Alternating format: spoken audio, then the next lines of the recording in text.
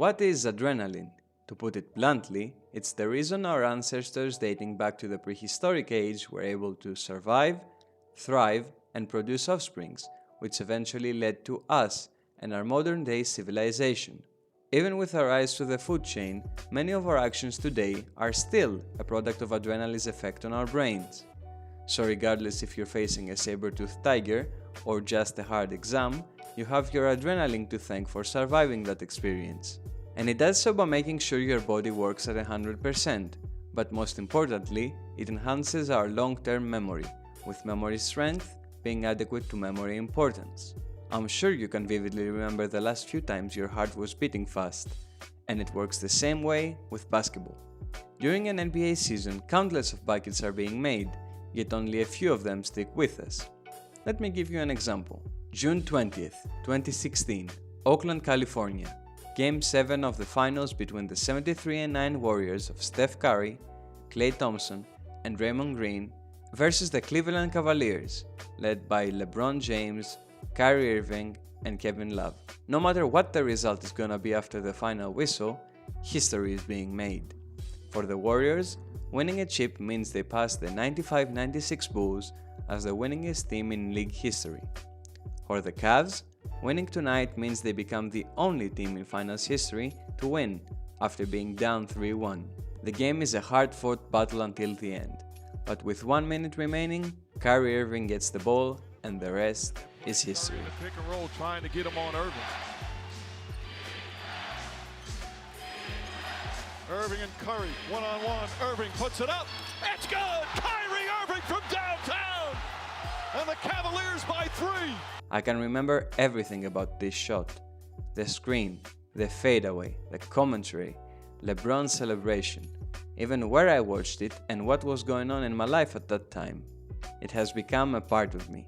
It's truly an amazing ability to stay calm under pressure and produce at the world's biggest stage with everything on the line.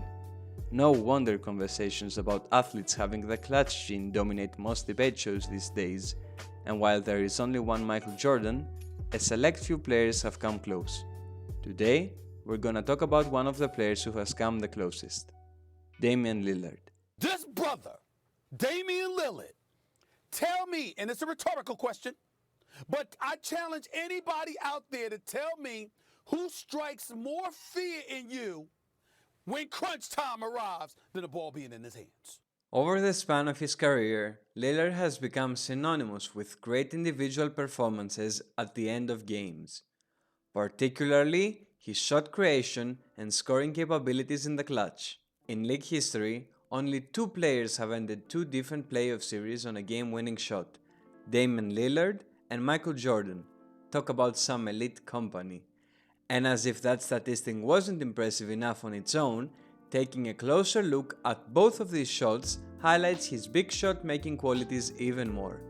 Let's start with Houston. After missing the playoffs in his first season, Dame, together with LaMarcus Aldridge, led the Blazers to the 5th seed the very next year. In the first round, they would face the 4th seed Houston Rockets of James Harden and Dwight Howard. After 5 games, Portland leads 3-2 and has home court advantage for the 6th game. A win tonight means the Blazers win a playoff series after 14 years, while a loss extends the series to a Game 7 in Houston. All previous encounters were very close games, and tonight is no different. After a miss by James Harden, Chandler Parsons gets the offensive rebound and puts the Rockets ahead, 98-96, with less than a second left, but the Blazers have a timeout remaining, and so Dame time was born. The series. It's Lillard. He got the shot off. Lillard, good! Good! And the Blazers win the series for the first time in 14 years! From this moment on, Damian Lillard was expected to come up big in the clutch, no matter the situation, and he lived up to it time and time again, especially against the Thunder in 2019. Lillard's beef with Russell Westbrook is well documented, but they really went after one another in this playoff series, with Dame, however, having the last laugh. Portland has a timeout. Lillard, a chance to send the Thunder home. Lillard, long-range three, and it's good! At the buzzer! Damian Lillard! Are you kidding me? Portland wins 4-1. After the game, Paul George, who was guarding Lillard in the last possession of the game, had this to say about Dame's buzzer beater. Yeah. I mean, that's a bad shot. I care what anybody says, that's a bad shot. Is it really though? The stats definitely disagree. During the 2018-2019 regular season, Dame made 39% on three-pointers between 30 and 40 feet from the basket, way above the 26% the rest of the league averaged. It's also better than Paul George's three-point percent that season. PG-13 is a solid three-point shooter. So if an average Paul George three-pointer is a good shot, Dame, pulling from just beyond the logo, is also a good shot.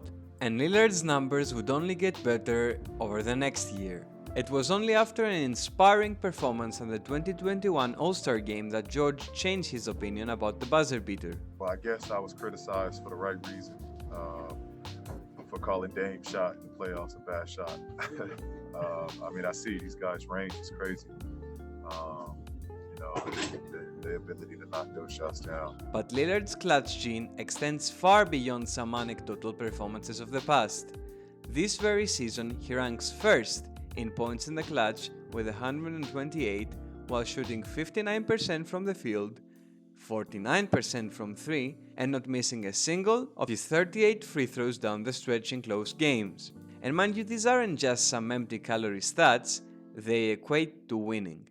In the 24 of their games decided in the clutch, Portland boasts 18 wins, the most in the NBA. While Damian Lillard has always come up big at the end of games, this year he has been in a league of his own, forcing the media to acknowledge him as one of the primary MVP candidates.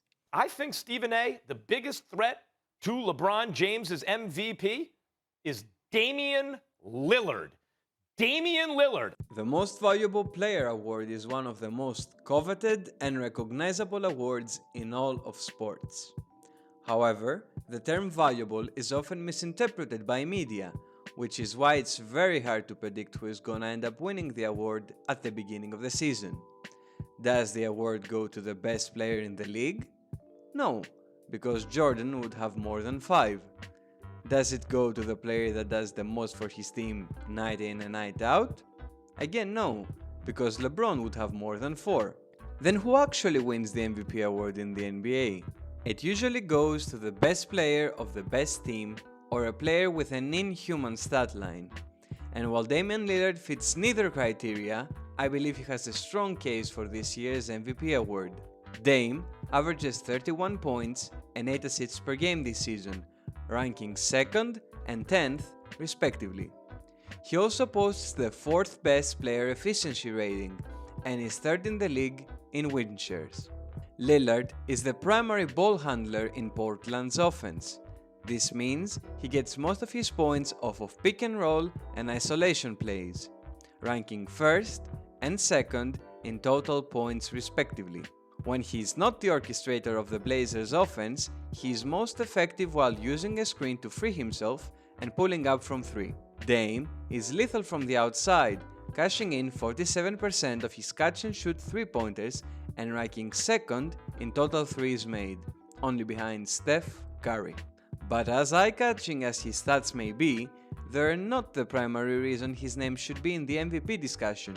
His workload is. Since January 14th, the Blazers have been without Yusuf Nurkic, and since January 17th, without Dame's co-star, CJ McCollum. In the 28 games between CJ's injury and March 19th, Lillard has led Portland to a 17-11 record, with Gary Trent Jr. as their second leading scorer. This translates to a 50-win pace over the span of a regular 82-game NBA season, meaning that in a league where each of the top teams has multiple star players, Damian Lillard is a playoff team all on his own. And I'm being literal. Dame's usage percentage this year is the highest in his career and the 6th highest in the league. Furthermore, he is responsible for 34% of his team's total points, the 4th most in the NBA. This year's Blazers team seems better and far more mature than past iterations, and that is reflected in the number of close games they've won. So don't be surprised if they go on a run now that CJ has come back from injury and give other teams in the West a hard-fought playoff series or two. But is that enough for Dame? I just have always said, and I told him, I shared this with both of them, at least a couple of years ago. I said, look, I think y'all will make the playoffs. I think y'all are good. I think y'all are big-time backcourt. But I don't think you'll ever win a championship together. Even though the Blazers' improvement both individually and as a collective unit is undisputed, they cannot win the championship as presently constructed.